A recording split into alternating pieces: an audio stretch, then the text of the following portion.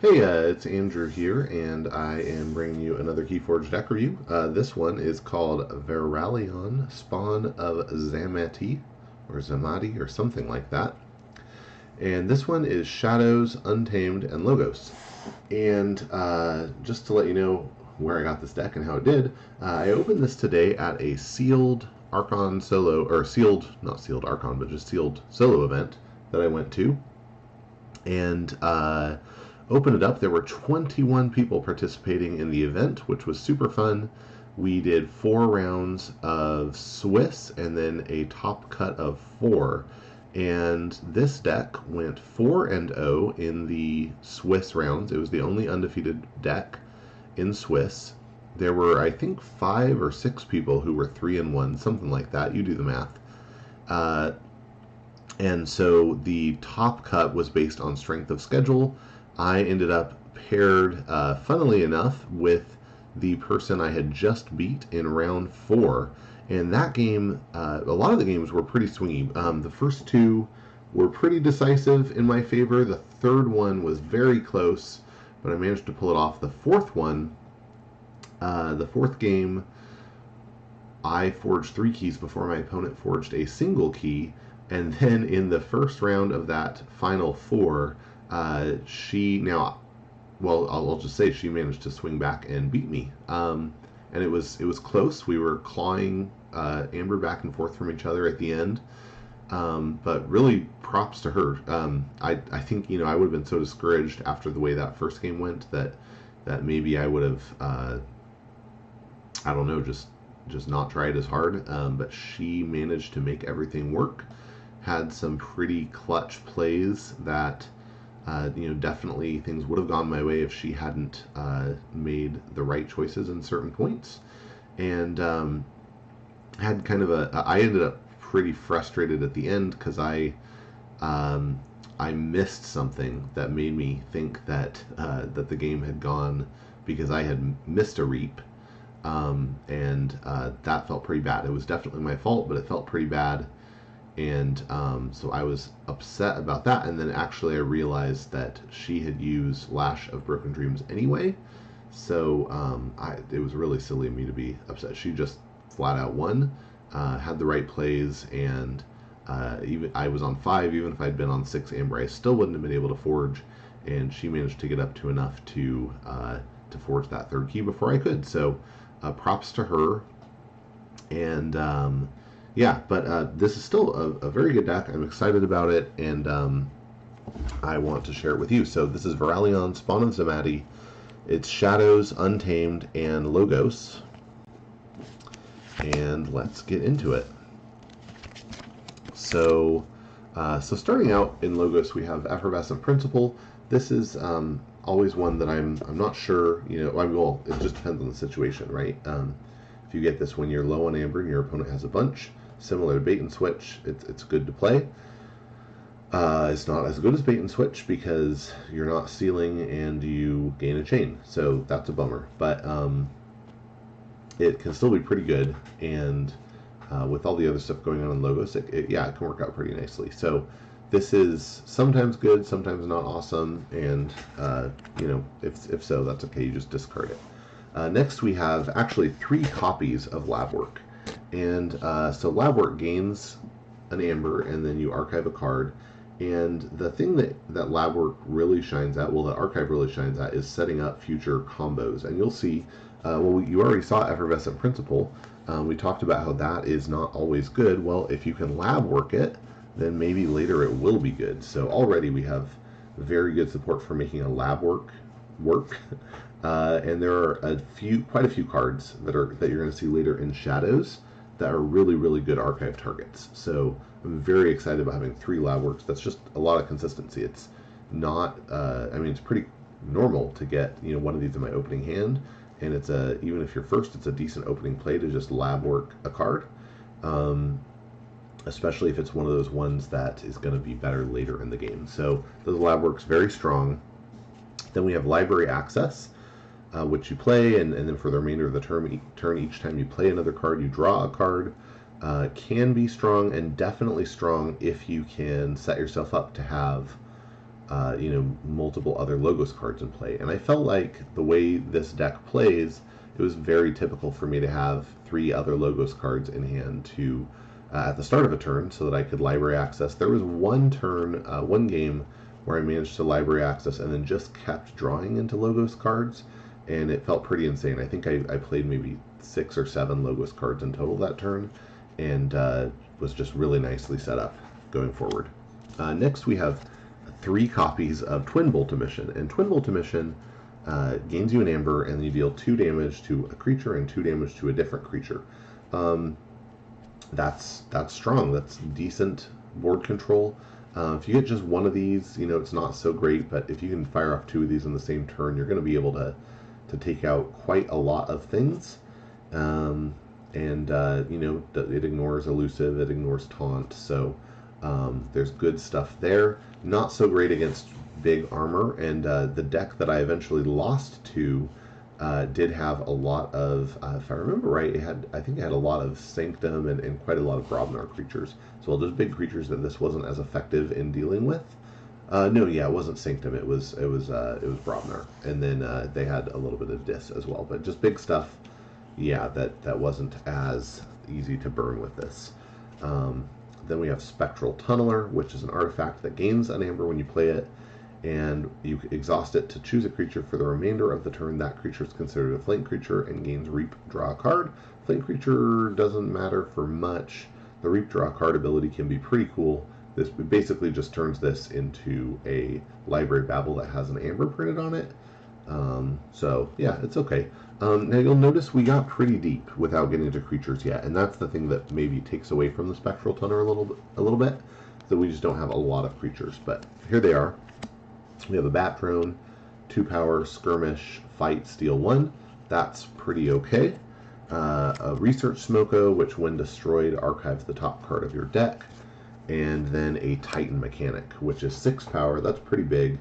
It's one of the bigger creatures in this deck, actually. And then, and when it's on a flank, each key costs -1, and that can be pretty good. Yeah, in any case, you can see it's not a ton of things for the Spectral Tunneler to target, but if you have it out there, then it's okay. And the rest of the lowest, the 3 Lavworks, the 3 Twin Bolt Emissions, the library access, that works out pretty nicely. Okay, now we are into Shadows, and remember I said we have some good targets for the lab work. Bait and Switch is definitely one of those. If you can throw a Bait and Switch in the archives, save it for the opportune time, that is very, very strong. And likewise with Too Much to Protect, gain an amber, steal all but 6 of your opponent's amber. And Too Much to Protect is really wonderful because if you have, let's say you even have an Urchin in your hand, when you play this, you can drop your opponent down to 6 and then play the Urchin, and you've now knocked them down to 5 and stolen a bunch. So quite a strong card. Really nice if you can get into a situation where you have one of these in your archives, one of these in your hand. You can take care of most situations with just one of them and some other support, and then save the other one for later. And that's just really brutal to have your opponent, to be able to, if you get stolen from and knocked off of forging while your opponent's getting a bunch of amber, then the next turn you think, okay, well that's fine, I can come back from this, and then they hit you the next turn with, another steal everything and drop you below forging. It's pretty sad. Next we have Long Fused Mines, and I mentioned earlier this deck has some trouble with board control with bigger creatures. Long Fused Mines is one of the things that helps a little bit with that. It's an artifact that gains you an amber when you play it, and then it has Omni sacrifice it to deal 3 damage to each enemy creature not on a flank. So if your opponent has a big board state, this can just wipe it out. Again, it's only 3, so if you're dealing with somebody with Sanctum and just a lot of armor, it's not going to do that much, but against smaller things, it does good work. Next up, Speed Sigil. So Speed Sigil gains you an amber, and then the first creature played each turn, that's for both of you and your opponent, enters play ready. This is a 2-edged sword. However, in 3 out of 4, well, in my first 2 games, this ended up helping me pretty immensely and not helping my opponent very much. So it ended up being, it's pretty good in this deck. And you can even imagine, back in Logos Town, we had that Spectral Tunneler.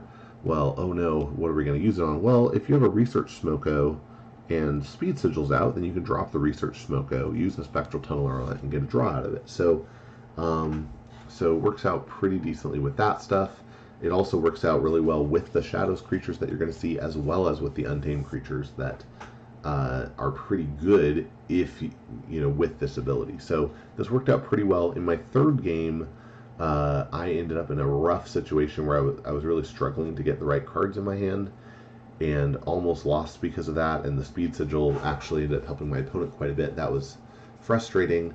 In my fourth game, I had the Speed Sigil in my archives. This is actually a really good archives target because I can save it until it's clear that it's going to benefit me more than my opponent.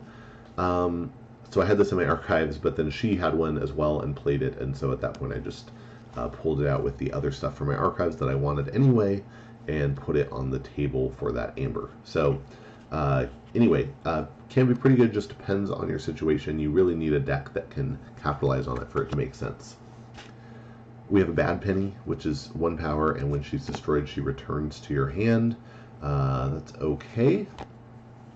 We have a Fagin, so this means we're going to have at least 2 Urchins, and in fact we do have exactly 2 Urchins.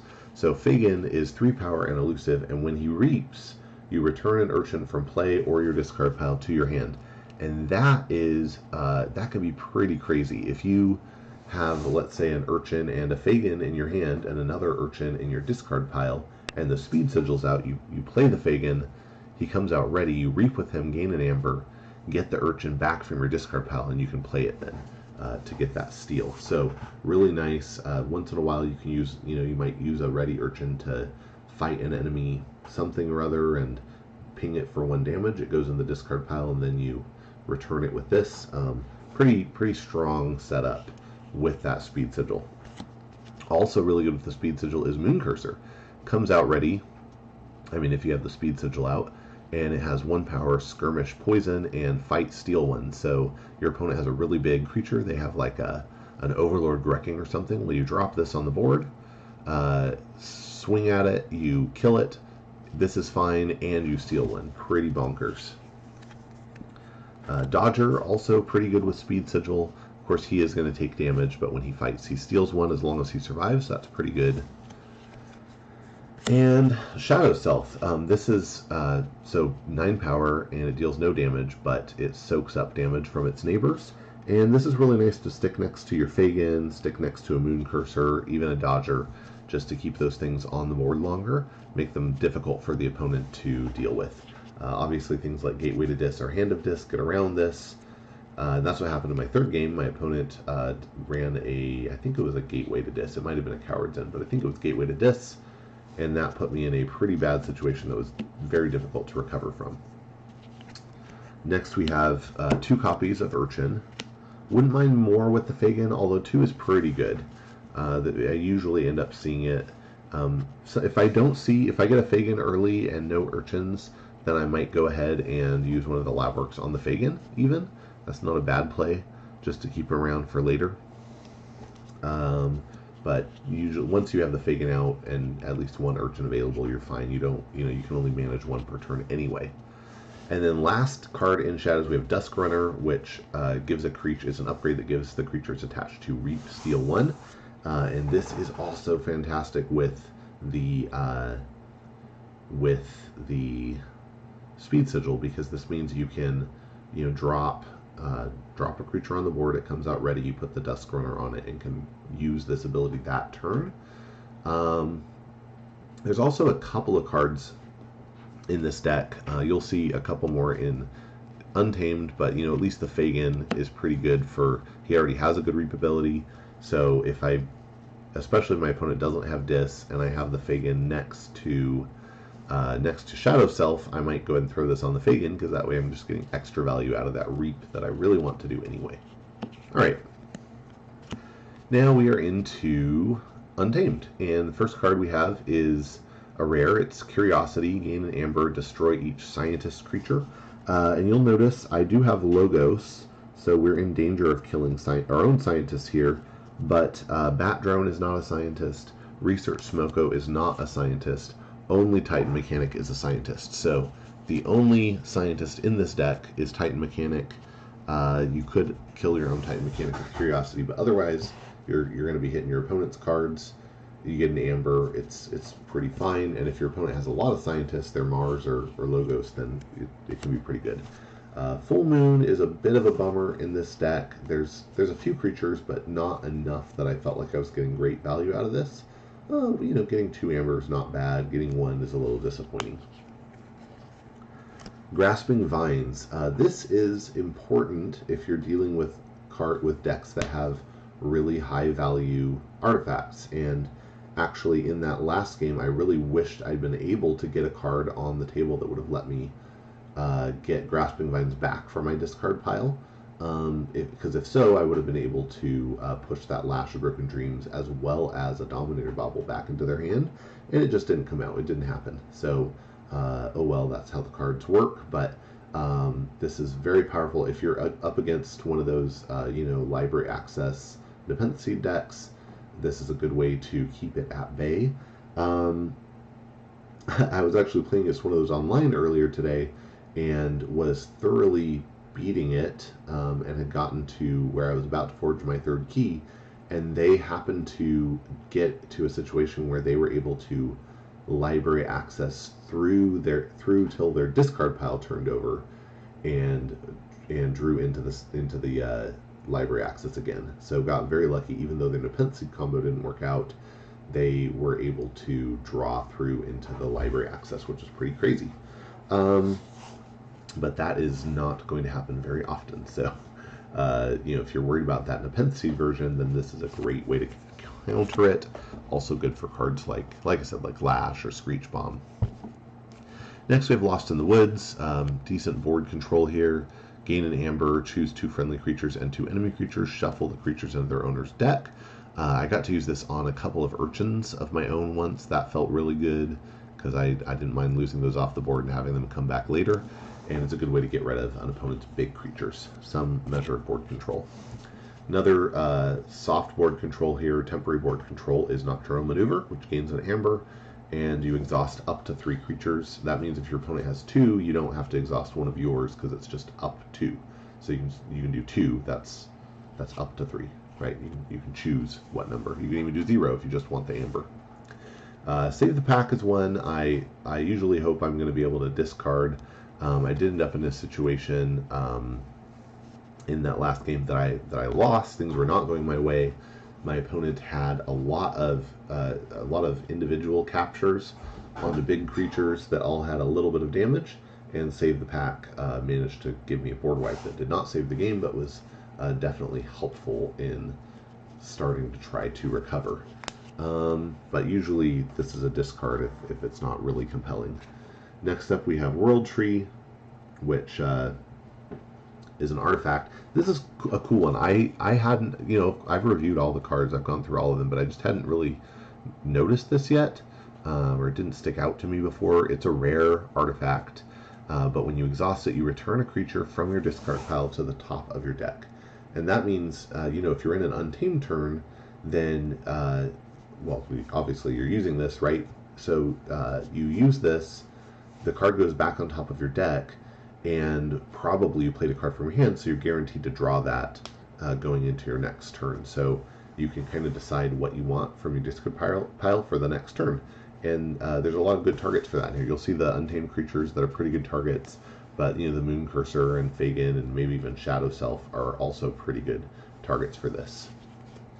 All right, and into the Untamed creatures, we start with Big Twig, which really is a beast. It's 7 power, and Big Twig can only fight stun creatures, but I almost never want to fight with Big Twig. I would almost always rather Reap to stun and exhaust a creature, and that's a pretty powerful effect.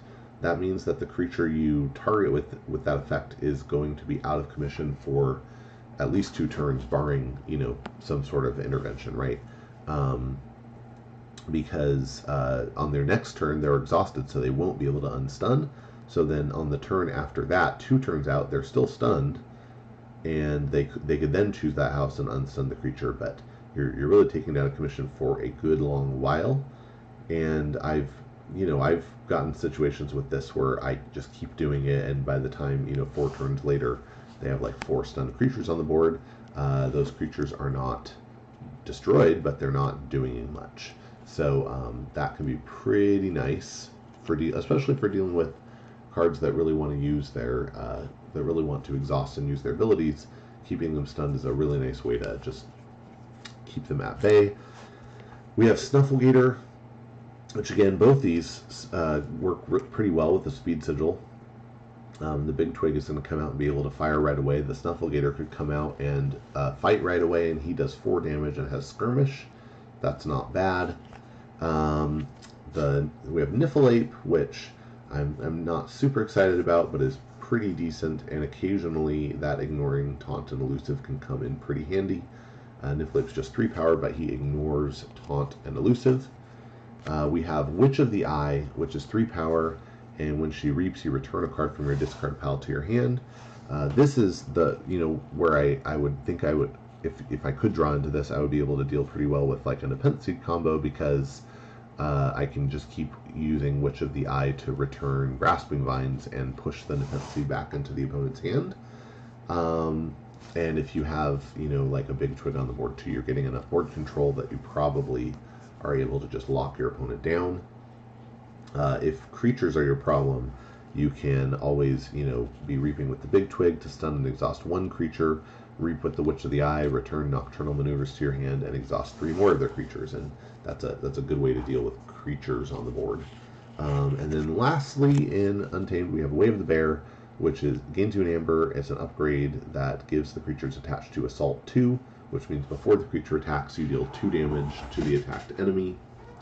That is pretty good. I am actually not sure how this interacts with steal abilities if the creature dies before the fight happens. So, for example, Moon Cursor and Dodger. I did throw this on a Moon Cursor at one point so that if it was dealing with a creature that had armor, it could have a chance of getting through the armor and still killing the creature. I threw it on a Bat Drone in another instance with the thought that, hey, this means it effectively can do 4 damage, and it never came up, but I do wonder if the creature that's being attacked is killed by the assault, which happens before the fight. Does the after fight effect of Steel One still occur? And I just don't know. I could kind of imagine it going either way. You could either say, well, the fight doesn't happen, or you could say that well, the damage dealing just doesn't happen, but it's still exhausted, so it's still fought. So anyway, I'm just not sure, and I kind of suspect it would go the way that the ability would still fire, but I should submit that question to FFG and see what they have to say about it. So anyway, like I said, this deck was really fun to play. I've had a few Speed Sigil decks that really disappointed me, and I felt like the Speed Sigil ended up not making a lot of sense to play. But the mixture of cards in here actually made it pretty good, pretty playable.